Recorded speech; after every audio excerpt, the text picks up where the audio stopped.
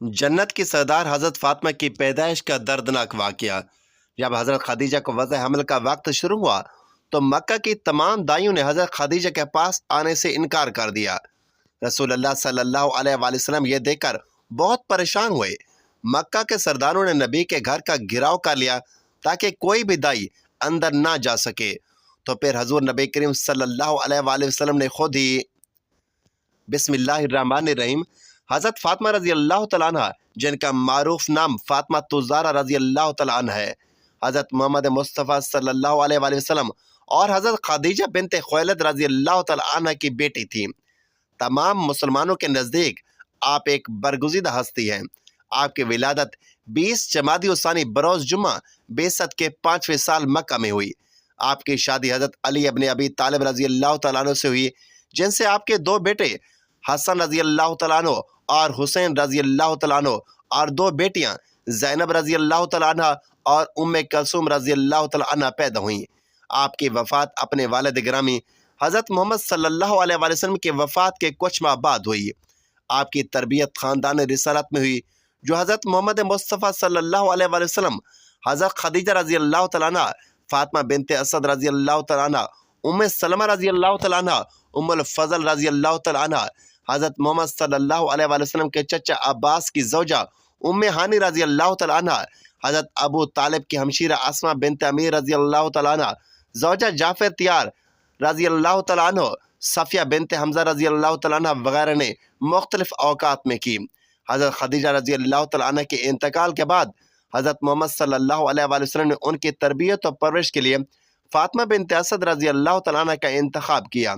جب ان کا بھی انتقال ہو گیا تو اس وقت حضرت محمد صلی اللہ علیہ وآلہ وسلم نے حضرت ام سلمہ رضی اللہ تعالیٰ عنہ کو ان کی تربیت کی ذمہ داری دی۔ بعض روایات کے مطابق حضور صلی اللہ علیہ وآلہ وسلم نے حضرت علی رضی اللہ تعالیٰ عنہ سے فرمایا کہ اے علی، خدا کا حکم ہے کہ میں فاطمہ کی شادی تم سے کر دوں، کیا تمہیں منظور ہے؟ انہوں نے کہا ہاں، چنانچہ شادی ہوگی۔ یہی روایات صحابہ میں حضرت عبداللہ ابن مسعود رضی اللہ تعالیٰ عنہ، حضرت انس بن مالک رضی اللہ تعالیٰ عنہ اور حضرت ام سلمہ رضی اللہ تعالیٰ عنہ نے کی۔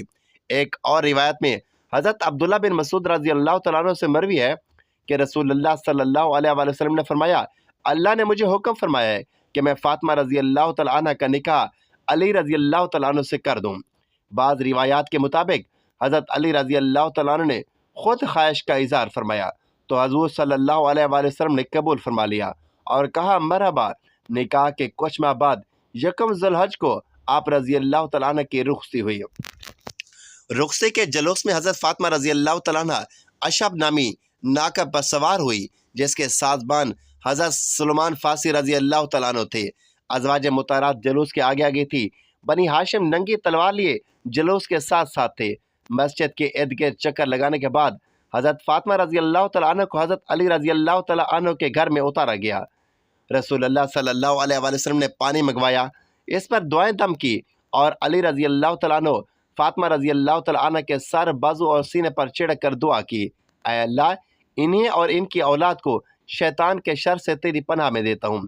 آپ کی شادی کے بعد قریش کی عورتیں آپ کو طعنے دیتی تھیں کہ ان کی شادی ایک غریب سے کر دی گئی ہے، جس پر انہوں نے رسالت مآب صلی اللہ علیہ وآلہ وسلم سے شکایت کی تو اس پر رسول اکرم صلی اللہ علیہ وآلہ وسلم نے حضرت فاطمہ رضی اللہ تعالیٰ عنہ کا ہاتھ پکڑا اور تسلی دی کہ اے فاطمہ، ایسا نہیں ہے، بلکہ میں نے تیری شادی ایک ایسے شخص سے کی ہے جو اسلام میں سب سے اول، علم میں سب سے اکمل اور علم میں سب سے افضل ہے۔ کیا تمہیں نہیں معلوم کہ علی میرا بھائی ہے؟ دنیا اور آخرت میں یہ سن کر حضرت فاطمہ رضی اللہ تعالیٰ عنہ ہنسنے لگی اور عرض کیا کہ یا رسول اللہ، بابا جان، میں اس پر راضی اور خوش ہوں۔ شادی کے بعد آپ کی زندگی طبقہ نسواں کے لیے ایک بہترین مثال ہے۔ آپ گھر کا تمام کام خود کرتی تھیں، مگر کبھی حرف شکایت زبان پر نہیں آیا، نہ ہی کبھی مددگار یا کنیز کا تقاضا کیا۔ 7 ہجری میں رسول اللہ صلی اللہ علیہ وآلہ وسلم نے کنیز عنایت کی، جو حضرت فضا کے نام سے مشہور ہیں۔ ان کے ساتھ حضرت فاطمہ رضی اللہ تعالیٰ عنہ نے باریاں مقرر کی تھی، یعنی ایک دن وہ کام کرتی تھی اور ایک دن حضرت فضا رضی اللہ تعالیٰ عنہ کام کرتی تھیں۔ ایک دفعہ رسول اللہ صلی اللہ علیہ وآلہ وسلم ان کے گھر تشریف لائے اور دیکھا کہ آپ رضی اللہ تعالیٰ عنہ بچے کو گود میں لیے چکی پیس رہی ہیں۔ رسول اللہ صلی اللہ علیہ وآلہ وسلم نے فرمایا کہ یہ کام فضا رضی اللہ تعالیٰ عنہ کے حوالے کر دو۔ آپ نے جواب دیا کہ بابا جان آج فیضا کی باری کا دن نہیں ہے۔ آپ کے حضرت علی رضی اللہ تعالیٰ عنہ سے مثالی تعلقات تھے، کبھی ان سے کسی چیز کا تقاضا نہیں کیا۔ ایک دفعہ حضرت فاطمہ رضی اللہ تعالیٰ عنہ بیمار پڑ گئیں تو حضرت علی رضی اللہ تعالیٰ عنہ نے پوچھا کہ کچھ کھانے کو دل چاہتا ہے تو بتاؤ۔ آپ نے کہا کہ میرے پدر بزرگوار نے تاکید کی ہے کہ میں آپ سے کسی چیز کا سوال نہ کروں، ممکن ہے کہ آپ اس کو پورا نہ کر سکیں اور آپ کو رنج ہو، اس لیے میں کچھ نہیں کہتی۔ حضرت علی رضی اللہ تعالیٰ عنہ نے جب قسم دی تو آپ نے انار کا ذکر کیا۔ آپ رضی اللہ تعالیٰ عنہ نے کئی جنگیں دیکھی جن میں صرف حضرت علی رضی اللہ تعالیٰ عنہ نے نمایاں کردار ادا کیا، مگر کبھی یہ نہیں چاہا کہ وہ جنگ میں شریک نہ ہوں اور پیچھے رہیں۔ اس کے علاوہ جنگ احد میں حضرت علی رضی اللہ تعالیٰ عنہ نے 16 زخم کھائے اور رسول اللہ صلی اللہ علیہ وآلہ وسلم کا چہرہ مبارک بھی زخمی ہوا، مگر آپ نے کسی خوف و ہراس کا مظاہرہ نہیں کیا اور مرہم پٹی، علاج اور تلواروں کی صفائی کے فرائض خود سر انجام دیے۔ مباہلہ ایک مشہور واقعہ ہے اور ان چند واقعات میں سے ایک ہے جس میں حضرت فاطمہ رضی اللہ تعالیٰ عنہ کے ہمراہ گھر سے نکلنا پڑا۔ نجران کے مسیح حضرت محمد صلی اللہ علیہ وآلہ وسلم سے ملنے آئے اور بحث کی کہ حضرت عیسیٰ علیہ السلام اللہ کے بیٹے ہیں اور کسی طرح نہ مانے تو اللہ نے قرآن میں درج ذیل آیات نازل کی: اے پیغمبر، علم کے آ جانے کے بعد جو لوگ تم سے بحث کریں ان سے کہہ دیجئے کہ آؤ ہم لوگ اپنے اپنے فرزند، اپنی اپنی عورتوں اور اپنے اپنے نفسوں کو بلائیں اور پھر خدا کی بارگاہ میں دعا کریں اور جھوٹوں پر خدا کی لعنت کرا دیں۔ اس کے بعد مباہلہ کا فیصلہ ہوا کہ عیسائی اپنے برگزیدہ لوگوں کو لائیں گے اور رسول اللہ صلی اللہ علیہ وآلہ وسلم اپنے برگزیدہ بندوں کے ساتھ آئیں گے اور مباحثہ کریں گے، اور اسی طریقے سے فیصلہ ہوگا۔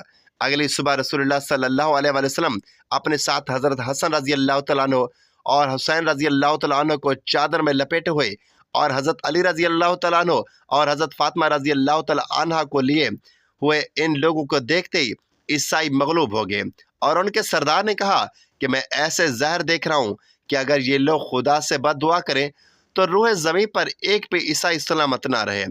ام المومنین حضرت عائشہ رضی اللہ تعالیٰ عنہ سے روایت ہے کہ وصال سے قبل مرض وصال میں رسول اللہ صلی اللہ علیہ وآلہ وسلم نے حضرت فاطمہ رضی اللہ تعالیٰ عنہ کو نزدیک بلا کر ان کے کان میں کچھ کہا جس پر وہ رونے لگی۔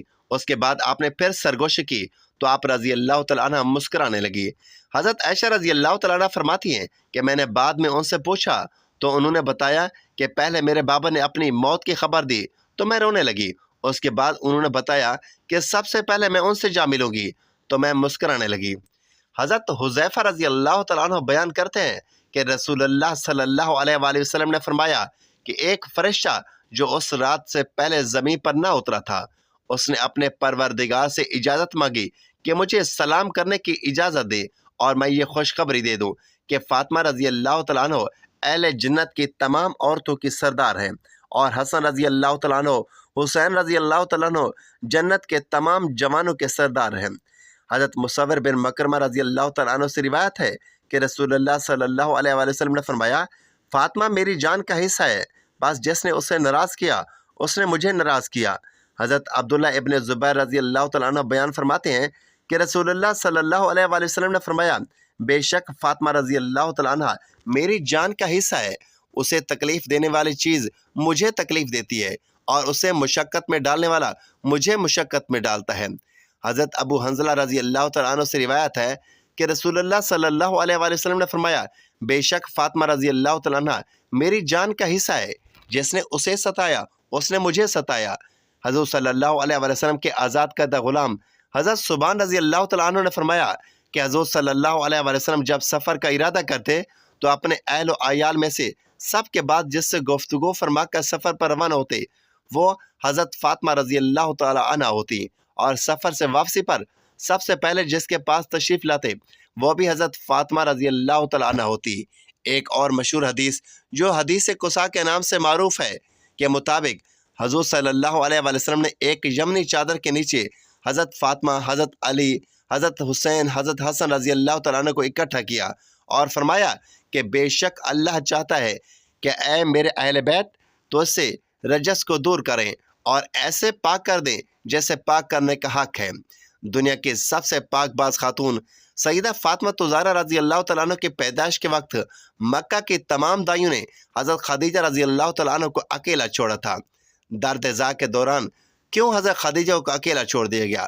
سید النساء العالمین حضرت فاطمہ رضی اللہ تعالیٰ عنہ کی پیدائش کے وقت کیوں مکہ کے سرداروں نے حضور اکرم صلی اللہ علیہ وسلم کے گھر کا گھیراؤ کیا؟ روایت میں آتا ہے کہ جب کامیاب تجارتی سفر کر کے رسول اللہ صلی اللہ علیہ وسلم مکہ واپس لوٹے تو حضرت سیدہ خدیجہ نے آپ صلی اللہ علیہ وسلم کو نکاح کا پیغام بھجوا دیا۔ تو رسول اللہ صلی اللہ علیہ وسلم نے سب سے پہلے اس پیغام کا ذکر اپنے محبوب چچا حضرت ابو طالب سے کیا اور اس کے بعد باقی چچاؤں کو بتایا۔ سب نے اسی بات پر اتفاق کیا کہ اس شادی کے پیغام کو قبول کر لینا چاہیے۔ پھر وہ مبارک دن بھی آ گیا کہ جب اللہ کے پیارے رسول کی شادی کی تقریب حضرت خدیجہ کے گھر ہوئی۔ وہاں حضرت خدیجہ کے رشتہ دار عمر بن اسد اور ورقہ بن نوفل وغیرہ موجود تھے۔ حضور کا چچا حضرت ابو طالب نے نکاح کا خطبہ پڑھا اور حضرت خدیجہ کی طرف سے ورقہ بن نوفل نے جوابی کلمات کہے۔ بے شک حضرت خدیجہ مکہ کی بہت با اثر خواتین میں شامل تھی، لیکن اس نکاح کے بعد جب رسول اللہ صلی اللہ علیہ وسلم نے تبلیغ حق کا پیغام دینا شروع کیا تو مکہ کی خواتین نے حضرت خدیجہ کا بائیکاٹ کر دیا اور ساری عورتیں یوں طعنہ دینے لگی، خدیجہ نے تنگ دست اور یتیم جوان سے شادی کر کے اپنی شخصیت گرا دی ہے۔ اس لیے اس شادی کے واقعے کے بعد مکہ کا سردار اور امیر عورتوں نے حضرت خدیجہ کی طرف آنا کم کر دیا۔ شب معراج کی رات جب حضور اکرم جنت سے گزرے تو حضرت جبریل علیہ السلام نے آپ صلی اللہ علیہ وسلم کو درخت طوبہ کا میوہ پیش کیا۔ جب پیغمبر خدا زمین پر واپس آئے تو اسی میوے سے حضرت فاطمہ کی ولادت کا عمل شروع ہوا۔ اگرچہ معراج مکہ کے آخری ایام میں ہوئی، لیکن مفسرین نے لکھا ہے کہ معراج بھی نبی مکرم کو کئی دفعہ ہوئی، جیسا کہ بہت سے احادیث میں ہمیں یہ ملتا ہے کہ نبی کریم اپنی لاڈلی حضرت فاطمہ کو بہت زیادہ بوسے لیا کرتے تھے۔ ایک دن آپ کی زوجہ نے سوال کیا کہ آپ فاطمہ کے اتنے بوسے کیوں لیتے ہیں؟ تو نبی مکرم صلی اللہ علیہ وسلم نے فرمایا، میں جب بھی فاطمہ کا بوسہ لیتا ہوں تو مجھے اس میں سے جنت کی خوشبو محسوس ہوتی ہے۔ اس حدیث کو امام بخاری، امام سیوطی، امام طبری کے ساتھ ساتھ تقریباً تمام حدیث کتب میں بیان کیا گیا ہے۔ عظیم مولود نے پاک بہشتی میووں پر مشتمل غذا کے زیر اثر نبی آخر الزمان جیسے والد حضرت خدیجہ جیسی پرہیزگار والدہ سے 20 جمادی الثانی کو دنیا میں قدم رکھا۔ آپ صورت کوثر کے تفسیر بن کر آئیں کہ جس سے مخالفین کے طعنے اور مذمت ناکام ہو گئیں۔ چنانچہ پیدائش کا واقعہ امام طبری نے ذخائر العقبہ میں کچھ اس طرح نقل کیا ہے کہ جب سے نبی مکرم سے حضرت خدیجہ نے نکاح فرمایا تو مکہ کی تمام عورتیں آپ کے خلاف ہو گئیں اور کسی بھی موقع پر آپ کا ساتھ نہ دیتیں۔ جب حضرت فاطمہ کی پیدائش کا وقت شروع ہوا تو وضع حمل کا وقت قریب آیا تو قریش کی خواتین کو پیغام بھیجا گیا کہ وہ اس تکلیف دہ عمل میں مدد کے لیے حضرت خدیجہ کے پاس آئیں۔ اب یہی وہ موقع تھا کہ مکہ کی عورتیں کہنے لگیں کہ تم نے ہماری بات نہیں مانی تھی اور ایک غریب یتیم سے نکاح کیا، اب اسی سے کہو کہ تمہارے لیے دائی کا بندوبست کریں، ہم تو ہرگز مدد کو نہ آئیں گی۔ حضرت خدیجہ نے جب یہ سنا تو بہت غمگین ہوئی۔ مکہ میں فوراً خبر پھیل گئی تو مکہ کے مشرکوں نے حضور اکرم صلی اللہ علیہ وسلم کے گھر کا گھیراؤ کر لیا کہ آج کسی کو بھی حضرت خدیجہ کے پاس اندر نہیں جانے دیا جائے گا۔ خیر وضع حمل کا سخت وقت کا آغاز ہوتا ہے اور حضرت خدیجہ اکیلی ہیں اور کوئی معاون نہ ہے۔ آپ کے دل کی دھڑکنیں تیز تر ہوتی گئیں اور لوگوں کی اس طرح کی حرکات آپ کے لیے موجب تکلیف تھیں۔ اچانک آپ کی روح کے افق میں ایک روشنی پیدا ہوئی، آنکھیں کھولی تو 4 خواتین کو اپنے نزدیک پایا۔ بہت پریشان ہوئی۔ ان میں سے ایک خاتون کہنے لگی کہ پریشان نہ ہوں، ہمیں آج آپ کی مدد کے لیے بھیجا گیا ہے۔ یہ خواتین حضرت فاطمہ کی ولادت تک حضرت خدیجہ کے ساتھ رہیں۔ حضرت فاطمہ کی پیدائش کے بعد جب اس واقعے کا ذکر حضرت خدیجہ نے حضور اکرم صلی اللہ علیہ وسلم سے کیا تو نبی مکرم صلی اللہ علیہ وسلم نے فرمایا کہ وہ عورتیں فرعون کی بیوی آسیہ، مریم بنت عمران، سارہ، موسیٰ بن عمران کی بیٹی کلثوم تھی۔ جب حضرت فاطمہ کی ولادت ہوئی تو اللہ تعالیٰ کے حکم سے 10 جنتی حوریں حضرت فاطمہ کے پاس آب کوثر کا پانی اور جنت سے عمدہ لباس لے کر حاضر ہوئیں۔ ان حوروں نے حضرت فاطمہ کو آب کوثر کے پانی سے غسل دے کر جنت کے لباس میں لپیٹ دیا۔ اس وقت اچانک آسمان پر ایک ایسا نور روشن ہوا کہ ایسا نور فرشتوں نے بھی کبھی نہیں دیکھا تھا۔ ان 4 عورتوں نے حضرت فاطمہ کو حضرت خدیجہ رضی اللہ تعالیٰ عنہ کی گود میں دیتے ہوئے یہ الفاظ بولے کہ یہ تمہاری بیٹی طاہرہ ہے، خدا ان کی نسل سے حضور اکرم صلی اللہ علیہ وسلم کی نسل بڑھائے گا۔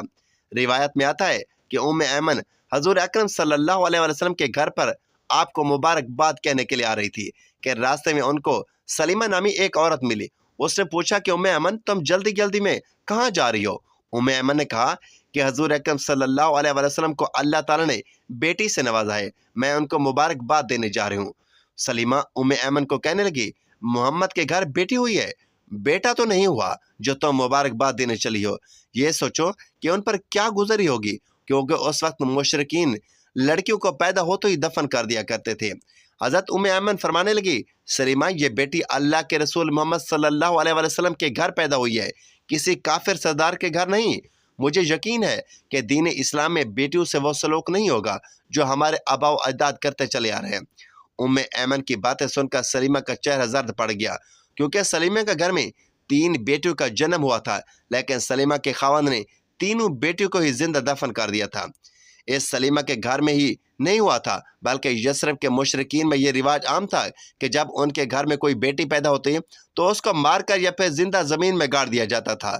अरब के चंद कबीले ऐसे थे जो अपनी बेटियों को पैदा होते ही दफन नहीं किया करते थे, बल्कि उनकी परवरिश लड़कों की तरह किया करते थे, लेकिन ज्यादातर कबाइल लड़की को पैदा होते ही दफन कर देते थे। सलीमा भी उम्मे ऐमन से बातें करते हुए उनके साथ ही हजूर अकरम सल्लल्लाहु अलैहि वसल्लम के घर चली गई। सलीमा ने सोचा कि मैं अभी देखती हूँ कि हजूर अकरम का बेटी की विलादत पर रद्द अमल क्या होगा। जब ये दोनों खवातीन हजूर अकरम सल्लल्लाहु अलैहि वसल्लम के घर पहुंची तो क्या देखा कि हजूर अकरम सल्लल्लाहु अलैहि वसल्लम अपनी बेटी को गोद में उठाए प्यार कर रहे हैं, उसके चेहरे मुबारक से बोसे ले रहे हैं। जो भी बेटी की मुबारकबाद देने के लिए आता है उनको खुशी खुशी खैर मुबारक कहकर रवाना कर रहे हैं। सलीमा हजूर सल्लल्लाहु अलैहि वसल्लम के कदमों में बैठकर रोने लगी। या रसूल अल्लाह, आपका दीन सच्चा है, आप सच हैं, आपका खुदा सच्चा है, आपका घराना सच्चा है। अल्लाह ताला से दुआ है कि अल्लाह पाक हमें दीन इस्लाम का पक्का सच्चा पैरोकार बनाए। मेरा सुनाना और आपका सुनना अपनी बारगाह इलाही में कबूल और मंजूर फरमाए। माओं, बहनों और बेटों का एहतराम करने की तौफीक अता फरमाए और हमारा खात्मा ईमान पर फरमाए। आमीन या रब्बुल आलमीन।